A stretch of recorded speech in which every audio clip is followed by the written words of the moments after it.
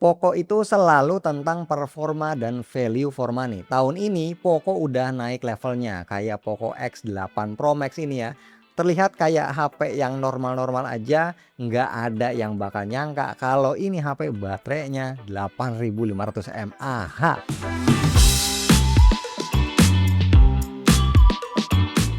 Bismillah, alhamdulillah kita ketemu lagi bareng gua Romi. Kalau kita beli HP ini, kita masih bakal dapat casing ya, kayak gini abu-abu tua. Oke lah daripada yang clear transparan karena yang itu bakal cepat menguning. Terus juga kita dapat kepala charger 100 watt dengan kabel USB A to USB C. Nah, untuk desainnya dia simple ya, pilihan warnanya juga kalem. Yang gua pegang ini warnanya biru matte, kalem banget kan ya. Terus ada dua warna lagi, ada putih dan hitam. Nah, untuk modul kameranya juga terlihat sederhana, disatuin dengan kamera bump yang bentuknya pils dan punya warna silver. Materialnya dia pakai glass fiber. Ini adalah campuran kaca dengan polimer ya. Pas dipegang sih feel-nya ya kayak megang kaca. Nah, untuk framenya dia modelnya flat datar pakai aluminium. Di sebelah kiri ada satu garis antena, di kanan ada tombol power dan volume dengan 3 garis antena. Terus di atas ada satu mikrofon, ada grill speaker dengan 2 garis antena, dan di bawah ada grill speaker, ada port charging Type-C, satu mikrofon, ada dual SIM tray dan 2 garis antena. Sesuai namanya, Pro Max ini adalah HP yang gede ya, panjang 16,2 cm, lebar 7,7 cm dengan ketebalan 8,2 mm. Nah, untuk dipegang satu tangan sih sebenarnya ini masih aman aja, tapi ya better dua tangan. Nah, bodinya dia agak licin, jadi gua lebih rekomen untuk selalu pakein case, minimal case bawaannya lah. Untuk ketahanan airnya juga udah lengkap banget ya, dia udah support IP66, 68, 69 dan 69K. Oke, kita beralih ke depan. Di sini ada layar gede juga ya, AMOLED M10 6,83 inci dengan resolusinya 1,5K, 120 Hz, kontras rasionya 8 juta banding 1, peak brightness-nya 3500 nits, punya color depth 12 bit dengan 68 juta warna, udah support HDR10 Plus dan juga Dolby Vision. Sertifikasinya ada TÜV Low Blue Light dan juga flicker free. Pelindungnya dia pakai Gorilla Glass 7i. Nah, yang pertama gua notice dari layarnya adalah bezelnya ini tipis dan presisi banget. Untuk kamera punch hole-nya juga terasa kecil ya, ini bikin HP ini sedap dipandang. Di sini juga ada ultrasonic fingerprint under display yang akurat, responsif dan punya speed unlock yang relatif cepat. Nah, untuk layarnya juga punya detail yang tajam ya, kualitasnya, warnanya juga vibran, kontrasnya dapat banget, layeringnya, warnanya itu rich banget. Di YouTube dia support HDR dan di Netflix sama support HDR10, HDR10 Plus sama Dolby Vision, pokoknya lengkap. Untuk speakernya sudah stereo pastinya, suaranya sih ini termasuk lantang ya, dan dia ada fitur boost volume 400%. Di volume mentok ini suaranya masih bulat, nggak pecah. Untuk kualitasnya menurut gue ini masih cukup aja, masih bisa dibilang ya khas HP mid-range lah. Lanjut untuk chipsetnya dia pakai Dimensity 9500S, terus GPU-nya pakai Immortalis G925 MC11 dan NPU-nya 890. RAM-nya dia pakai 12 GB LPDDR5X 9600 Mbps. Storage-nya ada dua pilihan, 256 dan 512, udah UFS 4.1. Konektivitas udah Wi-Fi 7, Bluetooth-nya versi 6 dan sudah support eSIM. Nah, untuk cooling sistemnya dia pakai Liquid Cool teknologi 3D dual layer ice loop yang size-nya 5800 mm persegi. Gua tes di Antutu Benchmark, HP ini bisa dapetin overall score akhirnya nyentuh 3 jutaan ya, dengan CPU skornya 90 ribuan, GPU skornya di 104 ribuan. Kemudian di 3D Mark Wildlife Stress Test, untuk angka stability-nya ini ternyata B aja ya, di 52 persenan dengan base loop skornya ada di 20 ribuan dan lowestnya 10 ribuan. Untuk baterainya berkurang sebanyak 7% selama pengujian dengan suhu naik sebanyak 18 derajat Celcius, ini lumayan banget. Di Geekbench 6, skornya untuk single core 2706, untuk multicore-nya 8520 poin. Gue juga running GPU benchmark dengan API OpenCL dapat 21522 poin, dan untuk API Vulkan dapat 21067 poin. Ini mantul sih.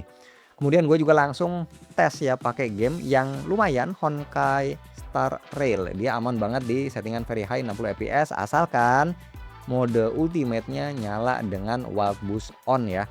Ya cuma memang agak anget aja kalau udah dipakai agak lamaan. BTW dia ada 2 pilihan fitur, ada super resolution untuk bikin detail dan dynamic range-nya jadi lebih tajam, dan juga ada smart frame rate yang nge-boost frame rate-nya itu up to 120 fps.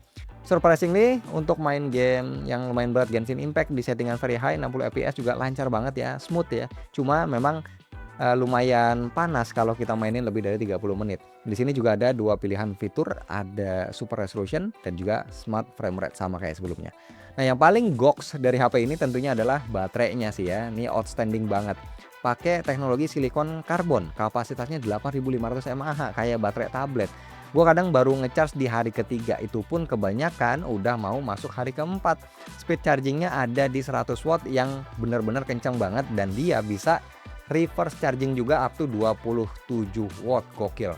Kemudian untuk sistem operasinya dia pakai HyperOS 3.0.2 dengan basisnya Android 16, dan saat video ini dibuat security patch-nya di bulan Februari 2026. HyperOS Gen 3 ini memang gue akuin udah smooth banget ya, animasinya juga enak dilihat, terasa fluid pas kita scroll-scroll. Dan seperti biasa dia lumayan ngasih banyak kustomisasinya, tapi mungkin yang terasa agak jadul tuh kayak kalau kita mau cari tema ataupun font baru, kita harus masuk ke aplikasi temanya. Jadi ini agak ribet aja sih menurut gua. BTW gua suka nih sama style untuk lock screen-nya, dia tuh estetik dan nyediain banyak kustomisasi juga. Untuk bloatware-nya sendiri ini nggak terlalu banyak, bisa kita langsung uninstall aja. Notifikasi aplikasi bawaan Xiaomi juga udah nggak yang seheboh yang sebelum-sebelumnya, dan gua selalu matiin opsi personalized ads. Jadi pas buka aplikasi bawaannya ini lebih jarang ketemu ada iklan.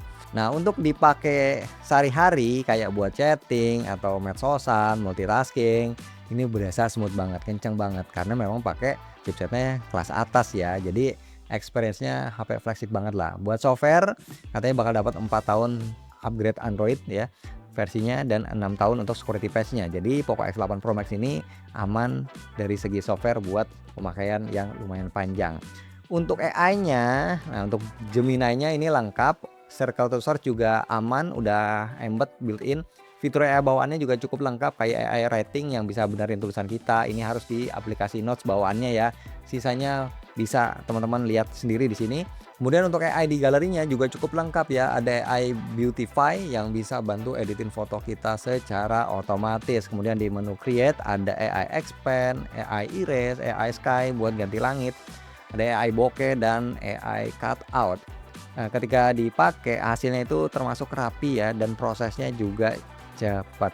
Nah, ngomong-ngomong untuk haptic feedbacknya ini terasa cukup smooth, enak buat feedback pas kita ngetik ya, tapi memang kualitasnya masih ada di bawah HP flagship. Kemudian untuk NFC pastinya ada, dan dia juga bisa dijadiin remote, tapi jujur gua belum nemu ya di mana posisi infrared blasternya. Nah, untuk kameranya dia pakai sistem dual kamera, main lens 50 megapiksel f1.5 dengan sensor light fusion 600 ois, dan ada kamera ultrawide 8 megapiksel f2.2.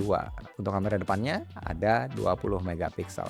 Kamera utamanya ini terlihat menghasilkan gambar yang tajam. Dynamic range-nya juga terasa luas, dan untuk warnanya juga berasa pas ya. Tapi waktu kita zoom terlihat kalau detailnya itu biasa aja dan agak-agak over sharpening ya, tapi ya menurut gua overall ini udah cukup sih untuk sebuah kamera HP mid range, dan experience pas motretnya juga ini enak ya, smooth. Kemudian untuk low light detailnya dia masih lumayan terjaga, noise reduction-nya juga masih kelihatan tapi nggak terlalu lebay, warna yang dihasilkan termasuk baik. Untuk videonya dia mentok di 4K 60, detailnya sih oke banget, tapi memang agak jitter dan kedut-kedut dangdut kalau kita bawa jalan, apalagi jalan cepet. Jadi better enakan untuk ambil video yang still aja ya, nggak banyak gerak.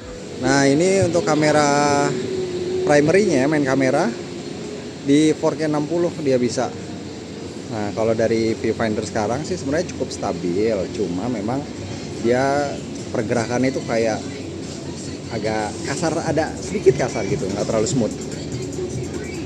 Wah, habis panas langsung mendung. Bentar ya, kita lihat dulu luar. Ini gue jalan agak cepet.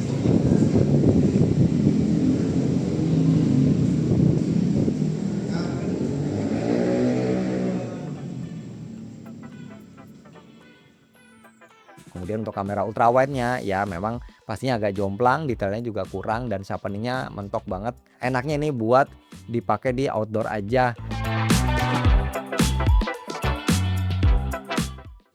Oke, ini gua lagi siang-siang panas-panas lagi hunting makanan di pasar yang semi tradisional, sekaligus buat ngetes nih kamera depan dari Poco X8 Pro Max. Ini resolusi mentok di Full HD 60 fps tuh ya, teman-teman bisa lihat kayak gini. Bentar ya, gue coba jalan cepet kayak gitu.